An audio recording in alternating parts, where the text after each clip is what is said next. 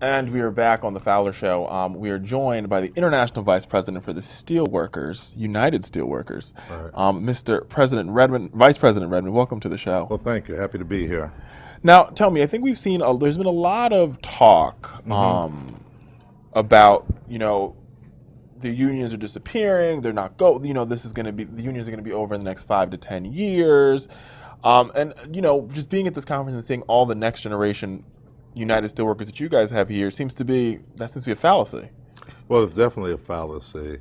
There's been some very serious and honest and upfront discussions that really began within the labor movement through the afl-cio and in major unions around this country right after the 2010 midterm elections, where we got our lunch ate, right? And, in the labor movement have faced the realization that the labor movement must become part of a larger movement towards social and economic justice. When you look at the density in the labor movement, private sector unionism is down somewhere around 7.5%. And with the attack on public sector workers in a period of the last 6 years have went down from 18 to 13%, then in terms of affecting policy, it becomes very, very difficult. But we find that the issues that's affecting the wider progression, the wider progressive movement is issues that affect organized labor and our members. And we feel as though issues that we advocate for, good trade policies to maintain American jobs, good wages, good benefits, safety and health on the job, is issues that affect the broader progressive community.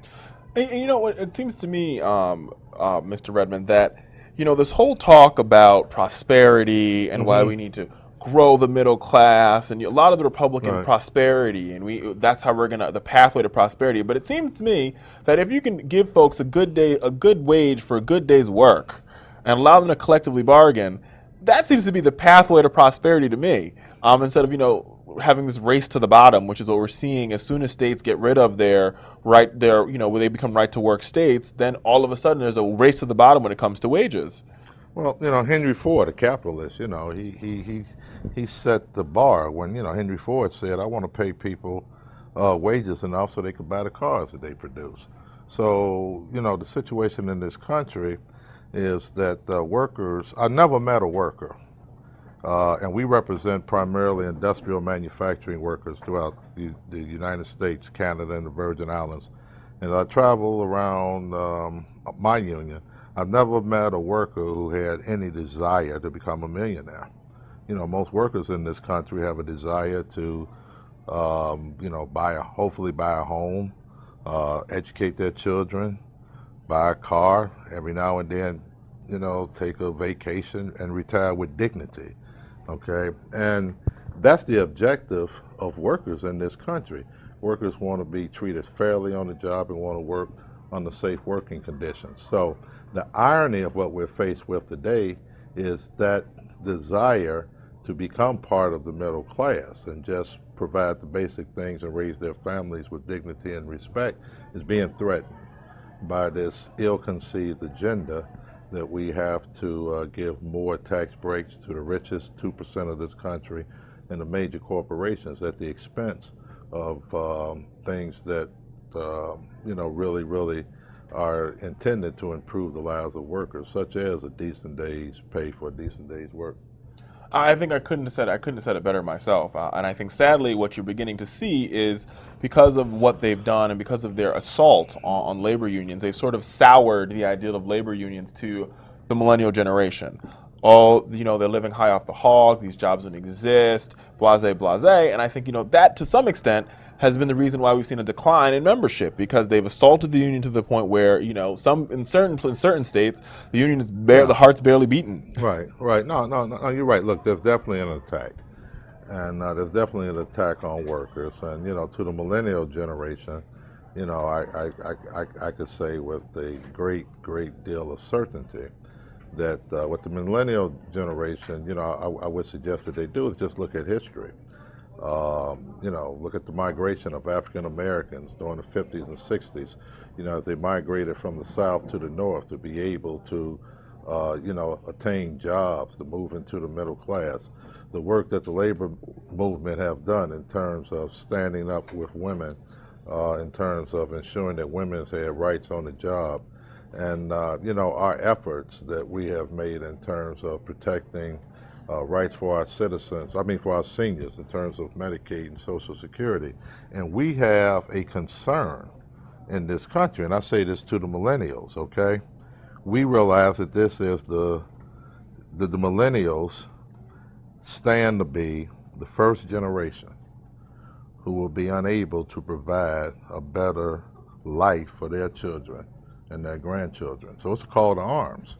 And what the labor movement wants to do is work with the millennials to make sure that we can retain a middle class standard of living in this country to provide a better life for them and their children and their grandchildren.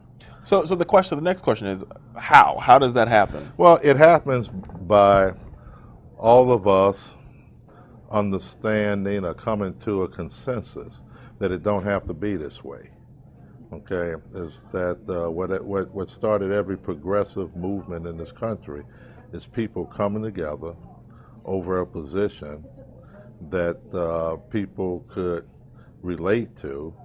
It wasn't complex. The civil rights movement wasn't complex. It wasn't complicated. It was like somebody once said, I'm sick and tired of being sick and tired. Fannie Lou Hamer. Fannie Lou Hamer, thank you. Thanks for that. I had a brain freeze for a minute. Y'all don't know nothing about that, millennials, okay? But let me just say this. A movement towards social and economic justice is not a complex proposition. It's about people saying that they don't like the direction that we're headed in, coming together, strategizing, organizing, and deciding that together we're going to stand up and do something about it. The labor movement is prepared to do that with this generation. When I look around and see the struggles, I got a daughter graduated from college and she got a mortgage and don't even own a house. Okay, when I look at the difficulties that young people is having coming out of school with bachelor's degrees, master's degrees, and unable to, find work in their respective fields, then, that threatens, not just them, but it threatens our very existence in our society.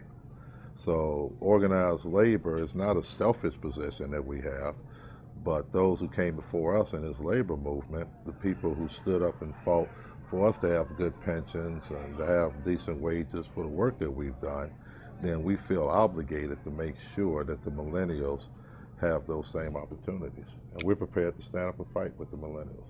They're prepared to stand up and fight with the millennials. I think that there's no better way to say that, sir. Mm-hmm. And I think, it's one of those things where I think millennials are prepared to stand up and fight with you. I think all the people who watch our show, all the people that watch our YouTube channel, they understand the importance of this fight and what this fight means to not only our parents' generation, but to our generation and our children's generation. Right. And there's no better way to put it. Hey, Fowler Nation, the best thing you can do to support this channel is by clicking that subscribe button.